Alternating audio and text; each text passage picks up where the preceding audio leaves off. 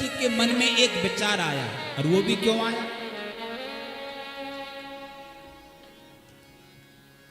एक समय सब सहित समाजा, राज्य सभा रघुराज विराजा।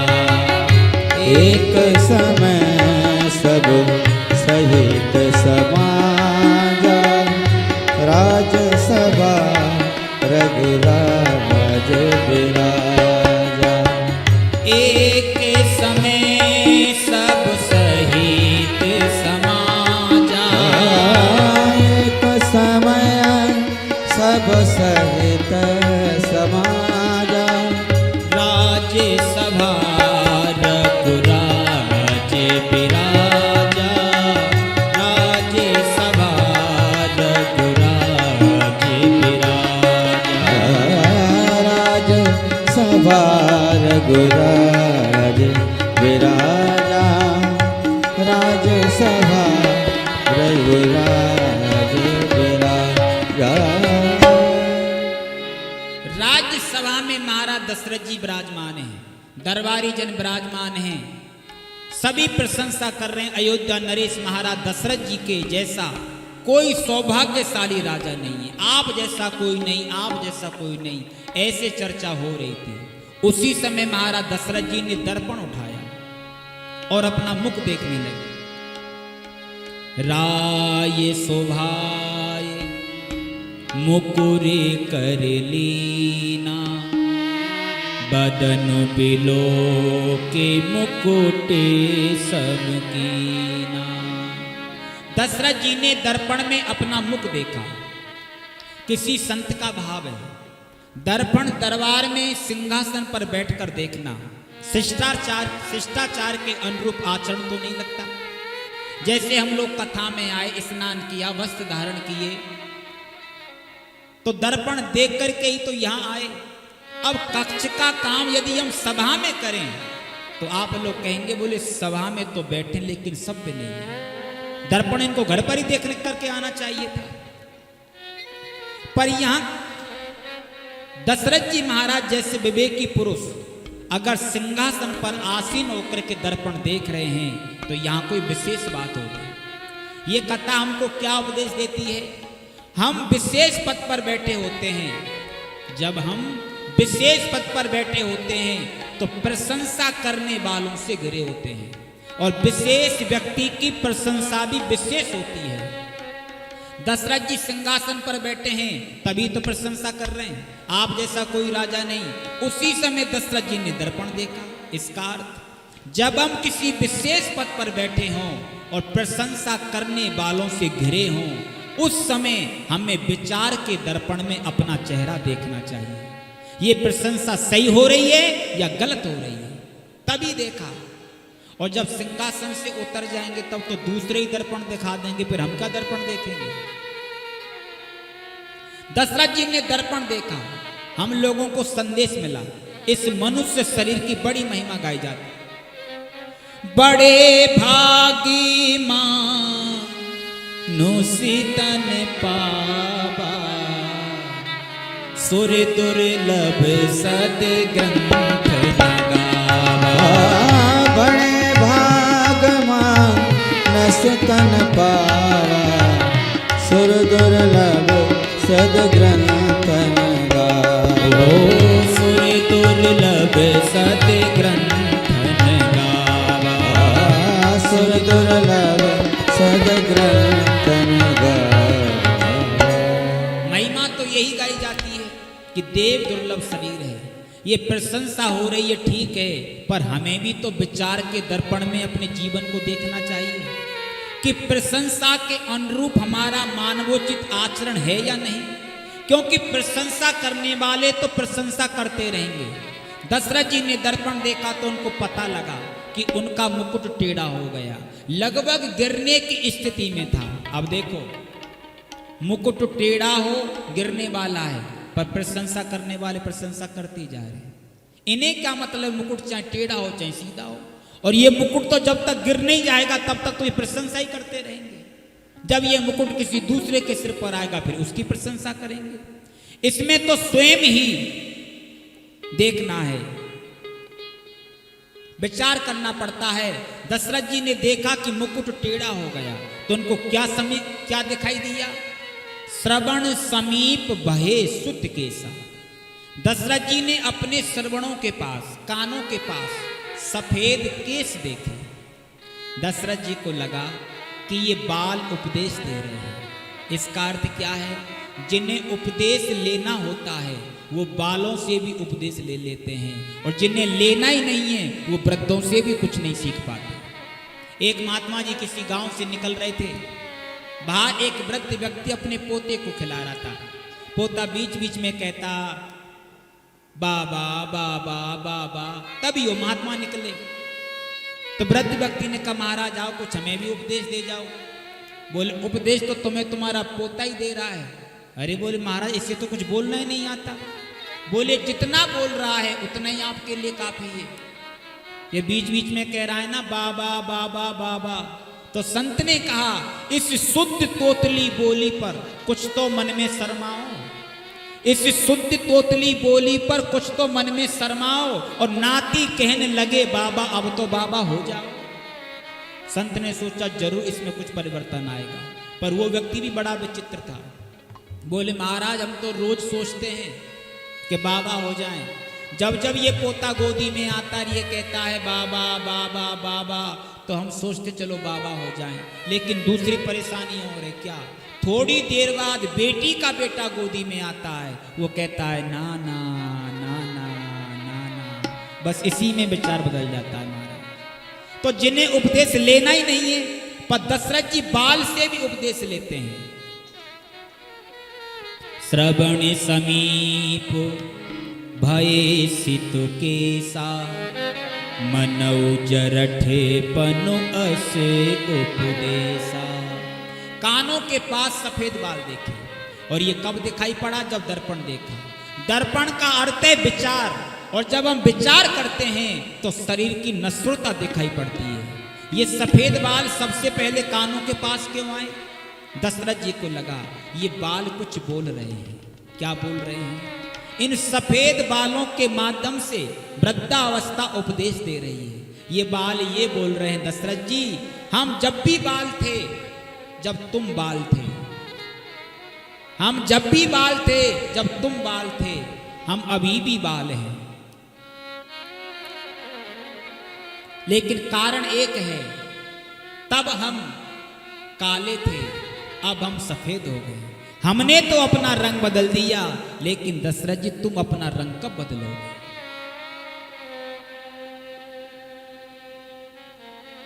हम जैसे थे वैसे नहीं रहे, और तुम जैसे थे वैसे बने हो। दशरथ जी ने मन ही मन कहा मेरे जीवन की कालीन इसी तरह मिटेगी। श्री अयोध्या तो रहे, पद तो रहे, पर जिस पद पर मैं बैठा हूं उस युवराज पद पर श्री राम जी को बैठा दो। और कितना सुंदर संकेत है।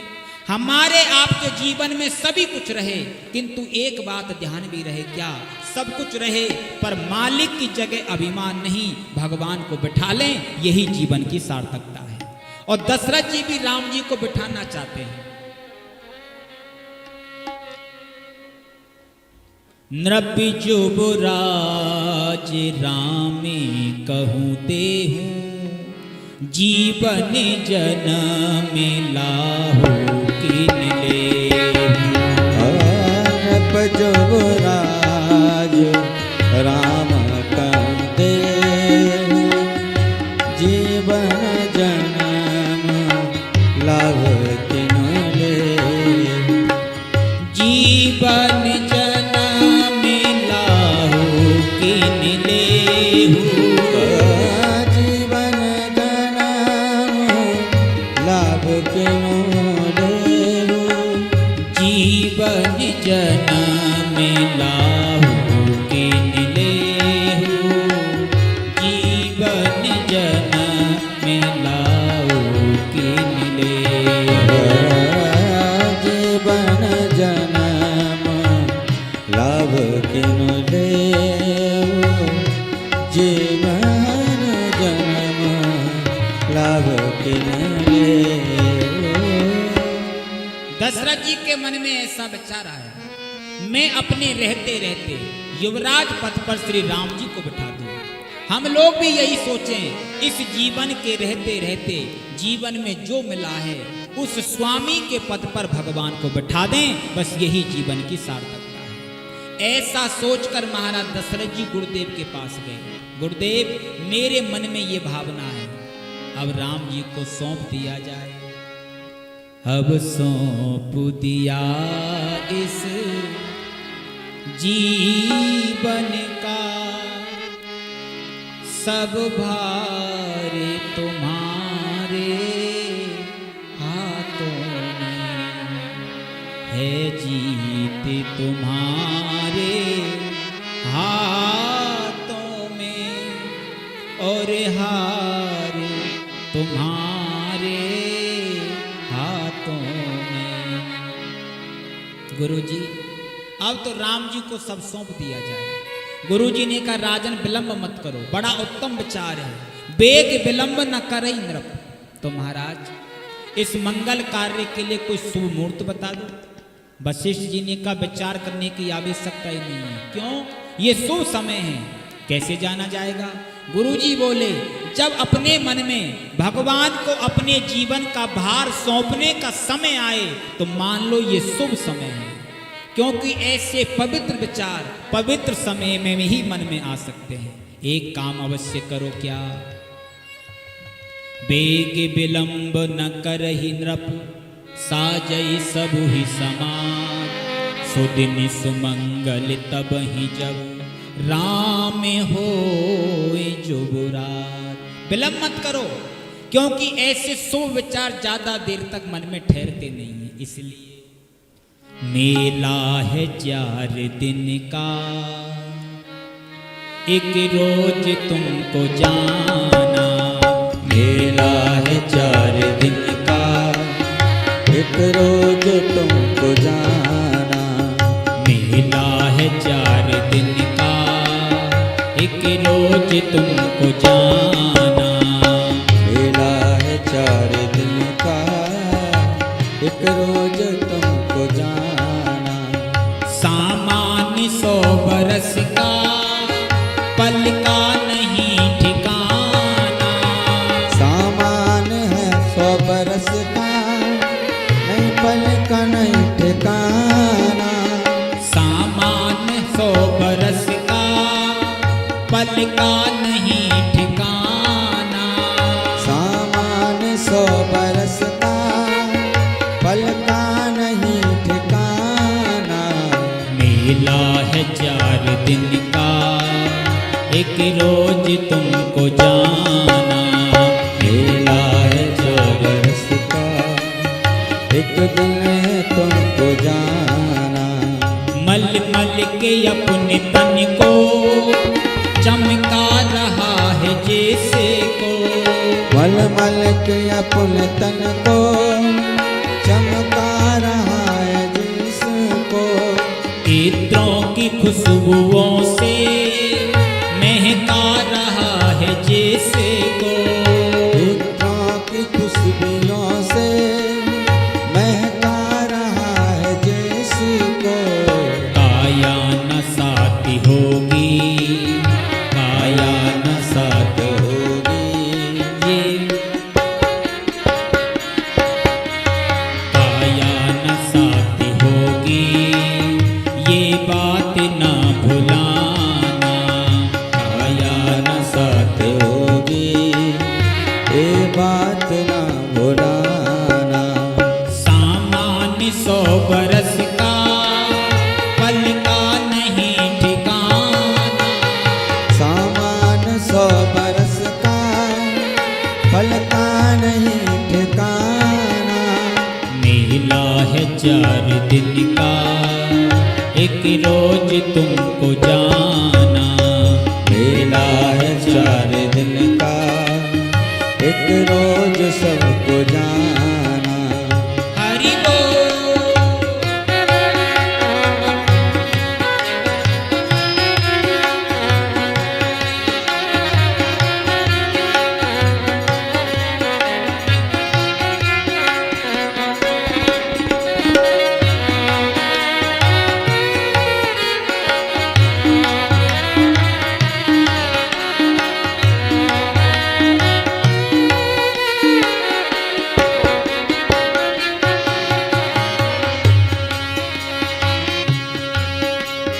एक दिन ये होगी चल चल कंचन सी तेरी काया। एक दिन होगी जर जर कंचन सी तेरी काया। एक दिन ये होगी चल चल कंचन सी तेरी काया। एक दिन होगी जर जर कंचन सी तेरी काया। शमशान ले चलेंगे हो जाएगा पराया। शमशान ले चलेंगे हो जाएगा पराया। रह जाएंगे यहीं पर, रह जाएंगे यहीं पर। धन में ले और खजाना। रह जाए 4 दिन का एक रोज सबको जाना।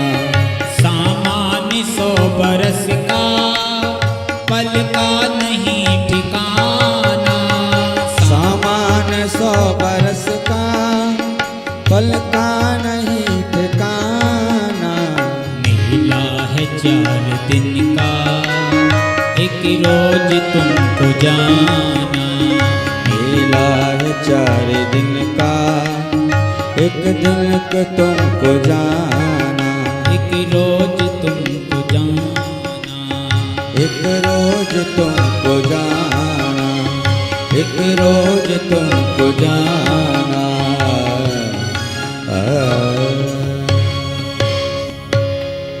इसलिए राजन विलंब मत करो। हरस मुनिस कहु मृदुबानी आनौ सकल सुतीरथ पानी। दशरथ जी ने आदेश दिया सब व्यवस्था करो। प्रजाजनों से सम्मति ली। जो पाचै मत लागे नीका करऊं हरस ही ये राम ही टीका। दशरथ जी ने प्रजाजनों से पूछा मेरे पुत्र श्री राम, मैं उन्हें युवराज पद पर बिठाने का निर्णय लूं, पर स्वीकृति आप सबकी होनी चाहिए। आप सबकी स्वीकृति होगी तो ही राम राजपद पर बैठेंगे। सभी ने कहा जियई जगतपति बरस करोगे। जग मंगल भल काज विचारा बेगिए नाथ न लाइए बारा। सब तैयारियां होगी। समय इतना अल्प था कि भरत शत्रुघ्न को बुलाया नहीं जा सकता था, पर सब मन से सोच रहे थे खास भरत जी यहाँ होते। भरत आगमन सकल मनावे। एक बात और है, जब ये सब काम विधान पूर्वक हो रहे थे तो व्यवधान क्यों पड़ा, इस पर भी तो चर्चा करनी चाहिए। और देखो विधान बिगड़ता है तो व्यवधान पड़ता है, क्योंकि दशरथ जी ने प्रजाजनों से सम्मति लेने के बाद पूरे नगर में जब हर्ष का वातावरण होने लगा तो बाजे बजवाए। गोस्वामी जी कहते हैं सुनते रामे अब से के सुहावा। सुनते रामे अब से सुहावा। सुनत राम अभिषेक सुहावा। सुनत राम अभिषेक सुहावा। सुनत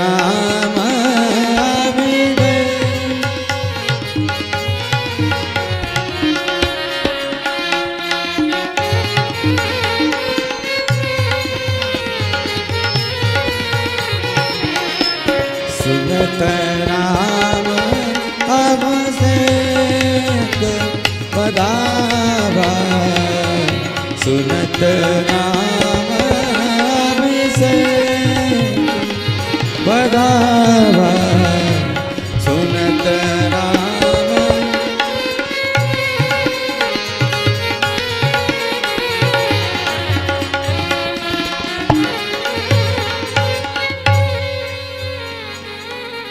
बाजे बजने लगे। अब जन्म के समय बधैया बजे तो समझ में आता है कि जन्म हो गया, इसलिए बधाई बज रही है। पर यह कठिनाई ये है, राम जी अभी युवराज पद पर बैठे नहीं हैं और पहले ही बाजे बज गए। गुरु जी के कानों में भनक पड़ी, बोले ये बाजे किसने बजवाए? किसी ने कहा गुरुदेव खुशी से बजा दिए। वशिष्ठ जी ने कहा राम जी युवराज पद पर बैठ जाते तब बाजे बजते तो ठीक था, पर पहले ही बाजे बज गए तो बाजे बज गए। पहले ही बाजे बज गए तो बाजे बज गए।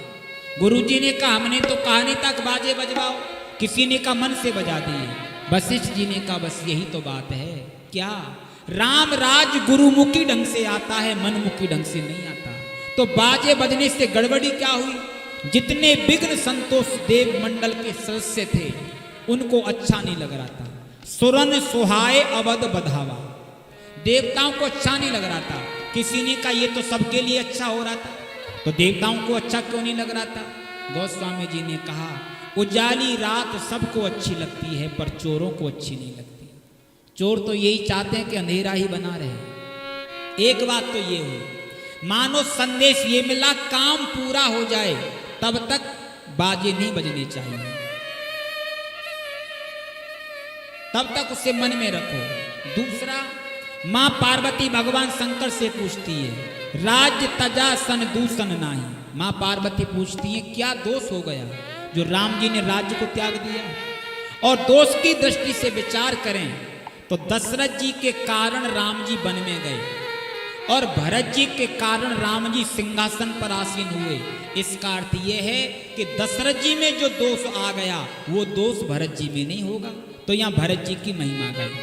दशरथ जी में दोष क्या हो गया? तो लिखा है गुरु अपमान दोष नहीं दूसा।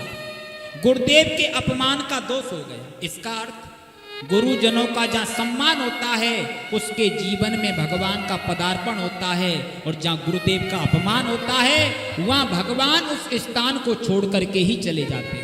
अपमान क्या हुआ?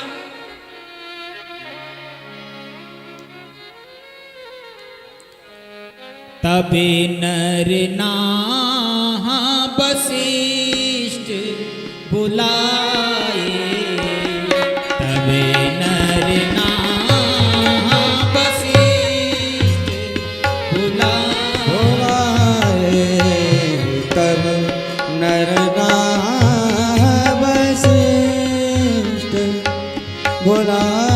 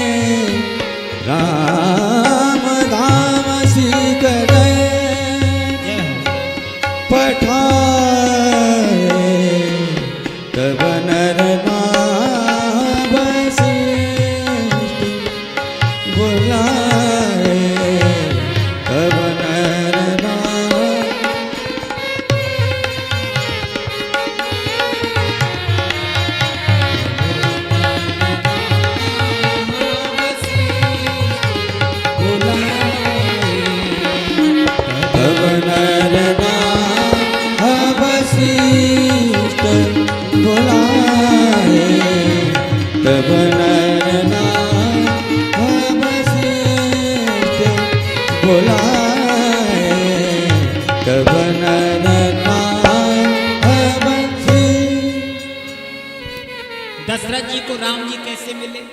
दशरथ जी गुरु जी के यहाँ गए तो राम जी उनके घर पर आ गए। पर आज गुरु जी के पास दशरथ जी गए नहीं है, गुरु जी को बुलाया है। देखो, कठिनाई हो, कोई मजबूरी हो तो ये कहा जा सकता है गुरु जी से प्रार्थना करना कि मैं किसी कारणवश आ नहीं पा रहा हूँ, वो ही कृपा करके यहाँ पधारे। तो गुरु संबोधन का भी यहां जिक्र नहीं है, सीधा ही है। तब नर नहा वशिष्ठ बुलाए, वशिष्ठ को बुलाया। आज गुरुदेव नहीं दिख रहे हैं, वशिष्ठ जी दिख रहे हैं। और किसने बुलाया? नर नहा। अब ये व्यंग देखो तुलसीदास जी का। नर कहते हैं मनुष्य को और नहा कहते हैं स्वामी को, यानी मनुष्य का राजा साहब बुला रहा है। तो राजा साहब किससे बुला रहे हैं? वशिष्ठ जी को। अरे गुरुजी को बुलाता तो शिष्य बुलाता, पर राजा साहब बुला रहे हैं। तो गुरुजी को नहीं, वशिष्ठ जी को बुला रहे हैं। ये गुरुदेव का अपमान हो गया। तब नर नहा वशिष्ठ बुलाए, राम धाम सिख दैन पठाए। वशिष्ठ को बुलाए, सेवक आया, राजा साहब बुला रहे हैं। गुरुजी ने सोचा अब तक तो राजा साहब आते थे और आज राजा साहब बुला रहे हैं। तो गुरुजी से किसी ने कहा आप मत जाओ, आप तो गुरु हो, अपनी गरिमा में रहो।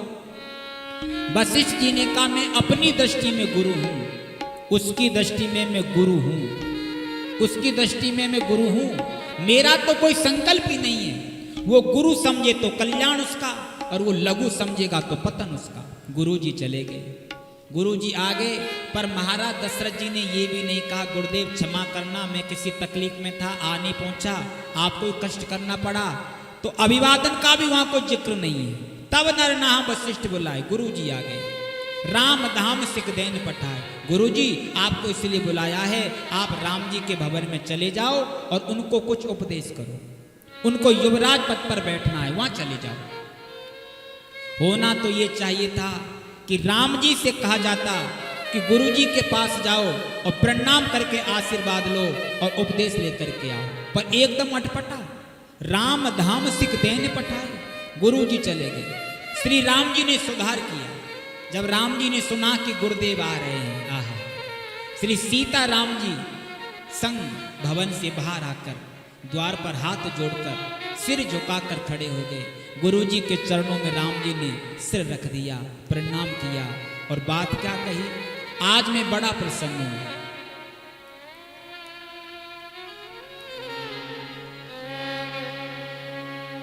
सेवक सदने स्वामिया गबनू, सेवक सदने स्वामी आगमनू।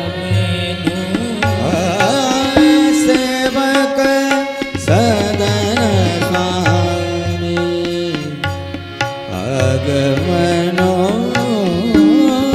सेवक सदन स्वामी आगमनो, सेवक स्वामी सेवक सेवक सेवक सदन स्वामी मंगल मूल अमंगल दमनु, दमनु मंगल मूल अमंगल दमनु, सेवक सदन स्वामी आगमनु, सेवक सदन स्वामी आगमनु, मंगल मूल अमंगल दमनु, सेवक सेवक सेवक सदन स्वामी। सगम पगमनि गम पगम द गम पगम पनि द गम पनि द गम पनि द, सेवक सदन स्वामी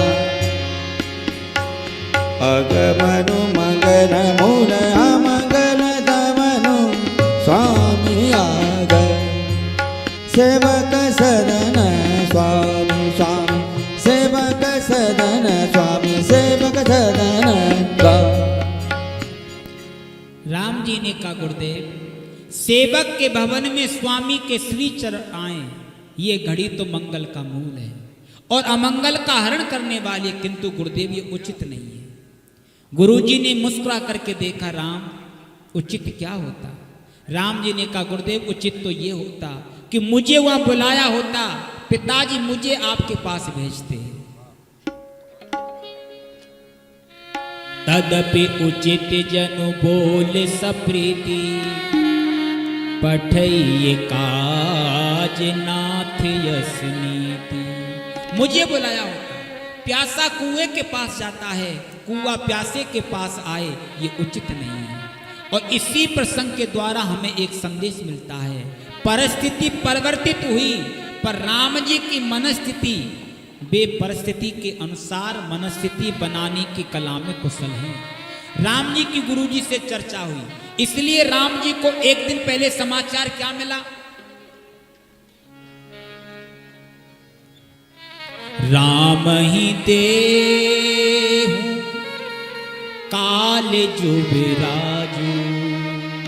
और प्रातः होते ही समाचार क्या मिला? 14 बरस राम बनवास। सूर्यास्त के समय दूसरा समाचार, सूर्य उदय के समय दूसरा समाचार। इसलिए पल से पल में क्या हो जाए, पल से पल में क्या हो जाए, पता नहीं तकदीर का। गत विधना की डरे नटारे, अजब खेल रघुवीर का। गत विधना की डरे नटारे, अजब खेल तकदीर का। हो पल से पल में क्या हो जाए, पल से पल में क्या हो जाए, पता नहीं तकदीर का। गत विधना की डरे नटारे, अजब खेल रघुवीर का। गत विधना की डरे नटारे, अजब खेल रघुवीर का। ओ हरीश चंद्रेंद्र पे दानी हुए थे, बिकने को काशी में गए थे। ओ बिकने को काशी में गए थे। एक दिनापन घट पर देखा, एक दिनापन घट पर देखा, घड़ा उठाए नीर का। गत विधना की डरे नटारे, अजब खेल रघुवीर। गत विधना की डरे नटारे, अजब खेल रघुवीर का। ओ नृप दशरथ के राम हुए थे, 14 बरस बनवास गए थे। ओ नृप दशरथ के राम हुए थे, 14 बरस बनवास गए थे। एक दिना जंगल में देखा, एक दिना जंगल में देखा, बाना धरे फकीर का। गत विधना की डरे नटारे, अजब खेल रघुवीर का। गत विधना की डरे नटारे, अजब खेल रघुवीर का। ओ पल से पल में क्या हो जाए, पल से पल में क्या हो जाए, पता नहीं तकदीर का। गत विधना की डरे नटारे, अजब खेल रघुवीर का। गत विधना की डरे नटारे, अजब खेल रघुवीर का। इसलिए सूर्यास्त के समय दूसरा समाचार और सूर्य उदय के समय दूसरा समाचार। गोस्वामी जी ने राम का चित्र खींचा। राम जी कैसे लग रहे हैं देखो। परिस्थिति बदल जाए तो व्यक्ति का चेहरा सूचना दे देता है। कई बार लोग कहते हैं उन्हें देख करके पता चल गया था, कुछ ना कुछ तो गड़बड़ है। पर राम जी को देख करके पता नहीं चल रहा। मुख प्रसन्न मन राग न रोसु। राम जी का मुख प्रसन्न है तो रोष का भाव मुख पर क्यों नहीं? क्योंकि मन में राग नहीं तो रोष कहां से होगा? मुख प्रसन्न। और मुझे लगता है कई माता ने कहा था तापस भेष विशेष उदासीन। राम जी तो पहले से उदासीन है। उदासीन का अर्थ उदास नहीं होता। उदासीन का अर्थ है जिससे ना अपेक्षा है ना कोई उपेक्षा है, ना लगाव है ना अलगाव है, ना राग है ना द्वेष है। ऐसी सहज अवस्था का नाम ही उदासीन है।